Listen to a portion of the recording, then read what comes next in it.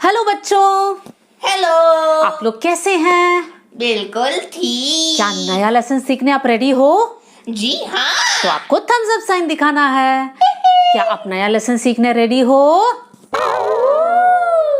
Very good बच्चों, मिलकर इस कहानी को हम सीखेंगे।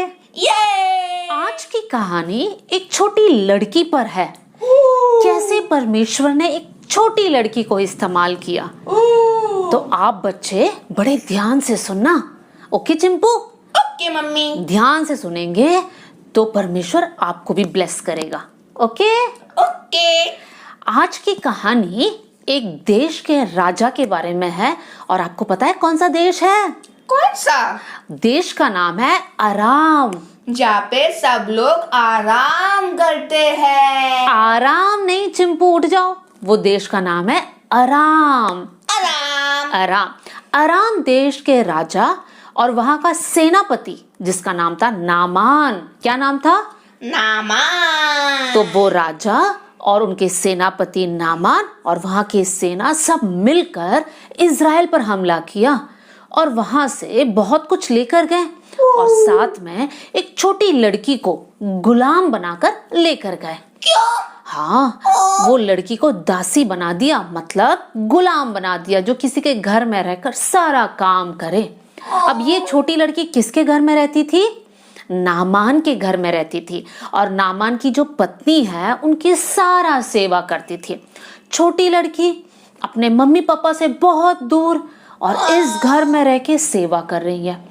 अगर आप छोटे बच्चे होते तो क्या करते? रोते ना। हाँ, अब सुनिए चिंपू, अब रोना नहीं, ध्यान से सुनना। ये बेटी ने क्या किया? ये बेटी नहीं रोई, वो दुखी तो थी, लेकिन उस घर में भी वो प्रभु से प्रार्थना करते करते रहती थी और प्रभु उसको विशेष अनुग्रह दिया। और एक दिन ये बेटी को पता चला कि मेरा स्वामी का क्या नाम था? नामान। Very good. नामान को एक बहुत बड़ा बीमारी है। बीमारी? हाँ, और आपको पता है कौन सा बीमारी था? फीवर? नहीं चिंपू, फीवर नहीं। फीवर तो 2-3 दिन में ठीक हो जाता है, लेकिन ये ऐसा भयंकर बीमारी था जो जल्दी से ठीक नहीं होता था। और ये बीमारी का नाम है कोढ़, लेप्रेसी। मैंने बहुत पहले भी एक बार समझाया था ना। लेप्रेसी या कोढ़ की बीमारी का मतलब है उंगलियां वगैरह सड़ के गिरने लग जाता है। और ये नामान ने अपने बीमारी को छिपा के रखा था और किसको पता चला? ये छोटी बेटी को। अब ये छोटी बेटी ने ये नहीं सोचा हाँ ठीक है मेरे स्वामी को हुआ, अच्छा हो गया उसको हुआ, इस प्रकार नहीं सोचा। क्या?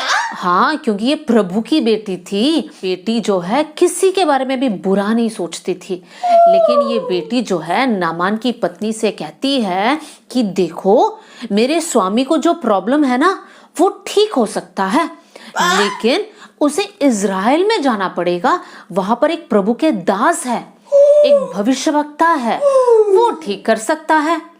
तब नामान की पत्नी ने नामान से कहा देखो ये छोटी लड़की जिनको तुम इज़राइल से लेकर आए गुलाम होकर जो हमारे घर में रह रही है, ये इस प्रकार की बातें बोल रही हैं, तुम एक बार जाकर देख लो। तब ये नामान वहां के राजा से बात करता है और इज़राइल देश में चला जाता है। और इज़राइल देश में जब पहुंचा तब उस भविष्यवक्ता को पता चला कि नामान यहाँ पर आया है। भविष्यवक्ता जिनका नाम है एलीशा। एलीशा? ये आपने एलीशा का कहानी पहले भी सीखा था ना? हाँ, एलीशा को पता चला कि नामान हमारे देश में आया है। तो एलीशा ने कहा नामान तुम मेरे पास आ जाओ। और नामान एलीशा के पास पहुंचा और जैसे ही नामान एलीशा के पास पहुंचा, एलीशा ने कहा अगर तुम ठीक होना चाहते हो तो यरदन नदी में 7 बार डुबकी लगाना। कितनी बार डुबकी लगाना? 7 बार। 7 बार, ठीक है। तब नामान खुश नहीं हुआ। क्यों? क्योंकि यरदन नदी उतना साफ नहीं होता था। तो नामान सोचने लगा मैं क्यों जाऊं यरदन नदी में, उस गंदे पानी में जाकर मैं क्यों डुबकी लगाऊं, और वो भी 7 बार। इससे अच्छा होता ना कि एलीशा आकर कहता कि ठीक हो जाओ और मैं ठीक हो जाता। लेकिन एलीशा ने जो कहा वो कहा। तब नामान के जो दास थे वो नामान को समझाने लगा कि देखो सर, आपको ठीक होना है तो आपको पानी में डुबकी लगाना पड़ेगा, तो लगा लो और ठीक हो जाओ। तो नामान बोला ठीक है, चलो मैं डुबकी लगाता हूँ। यरदन नदी के पास गया और कितनी बार डुबकी लगाया? 7 बार। 7 बार डुबकी लगाने के बाद जब वो बाहर आया पानी से, उसका पूरा शरीर बिल्कुल ठीक था। एकदम उसके शरीर का सारा कोढ़ निकल गया और वो बिल्कुल स्वस्थ हो गया और वो बहुत खुश था। ये संभव क्यों हुआ? ये ऐसा मतलब नामान ठीक कैसे हुआ? क्योंकि एक छोटी लड़की ने नामान को बताया कि इज़राइल में एक भविष्यवक्ता है एलीशा जो ठीक कर सकता है। इसका मतलब क्या है बच्चों? कि प्रभु छोटे बच्चों को भी इस्तेमाल कर सकता है और बड़े बड़े काम कर सकता है। नामान की बीमारी को कोई भी ठीक नहीं कर सकता था, लेकिन जब ये बेटी ने बताया कि इज़राइल में एक परमेश्वर है, एक भविष्यवक्ता है, तब नामान ठीक हो गया। तो बच्चों, आपके पास एक बहुत बड़ी जिम्मेदारी है। क्या जिम्मेदारी है? कि आपको भी परमेश्वर का बात दूसरों से कहना है। मान लो आपके घर में कोई आए, आपके रिश्तेदार हो सकते हैं, आपके फ्रेंड हो सकते हैं, और बोल रहे हैं इतने सालों से हमको ये बीमारी है, ये सिर का दर्द जाता ही नहीं है, ये कमर का दर्द जाता ही नहीं है, इस प्रकार की बातें कहेंगे तो आप बच्चे क्या कहेंगे? कि एक परमेश्वर है जिनका नाम यीशु मसीह है, यीशु के पास आकर प्रार्थना करेंगे तो यीशु सारी बीमारियों से हमको क्या देगा? चंगाई देगा। तो परमेश्वर आपको इस्तेमाल करना चाहते हैं। क्या आप सबको यीशु के बारे में बताओगे? जी हाँ। चिंपू, आप और सारे बच्चे आप मिलकर सबको क्या कहना? कि यीशु मसीह चंगाई देता है, यीशु मसीह जीवन देता है, यीशु मसीह शांति देता है, यीशु मसीह चंगाई देता है। हमारा यीशु मसीह महान परमेश्वर है। हमारा यीशु मसीह महान परमेश्वर है। एक और बार, हमारा यीशु मसीह महान परमेश्वर है। वेरी गुड बच्चों, इस बात को जरूर याद रखें। ठीक है? ठीक है। अब हम जाएंगे क्विज टाइम। आप बच्चों ने ध्यान से सुना है कि नहीं? अब चेकिंग होगा। अगर आप सही जवाब दोगे इसका मतलब है आपने ध्यान से सुना, और अगर आपका जवाब गलत हो तो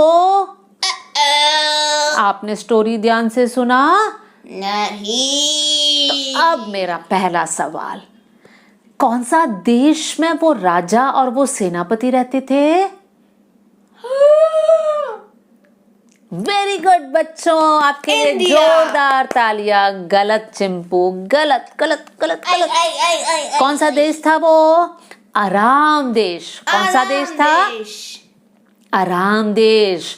और अराम देश के राजा का जो सेनापति था, सेनापति का क्या नाम था? Naaman. Naaman. Very good Chimpu, ये आंसर तो आपका सही है।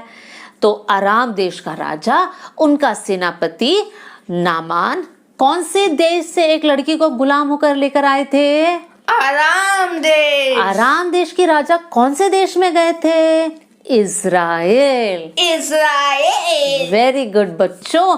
चिंपू, देखा, हमारे बच्चे तो आपसे भी ज्यादा ध्यान देते हैं, सारा सवाल का जवाब सही दे रहे हैं। वेरी गुड बच्चों। अब इज़राइल देश में एक भविष्यवक्ता था, उस भविष्यवक्ता का क्या नाम था? एलीशा। ओह, अब तो चिंपू को याद है। एलीशा भविष्यवक्ता था जिसने नामान से कहा 7 बार जाकर डुबकी लगाना, लेकिन कौन से नदी में जाके डुबकी लगाना? यमुना। यरदन। यरदन। कौन सा नदी? यरदन। और यरदन नदी में कितनी बार डुबकी लगाना था? 7 बार। 3 4 5 6 7 बार। कितनी बार? 7 बार। और नामान ठीक हुए कि नहीं? ठीक हुआ। ओके बच्चों, तो आपकी क्या जिम्मेदारी है? दूसरों को यीशु मसीह के बारे में बताना। वंडरफुल चिंपू, दूसरों को यीशु मसीह के बारे में हर जगह बताना। ओके बच्चों, ओके। परमेश्वर आपको भी इस्तेमाल करेगा, रेडी रहिए। ओके, हम अगले सप्ताह मिलेंगे। Bye bye. God bless you.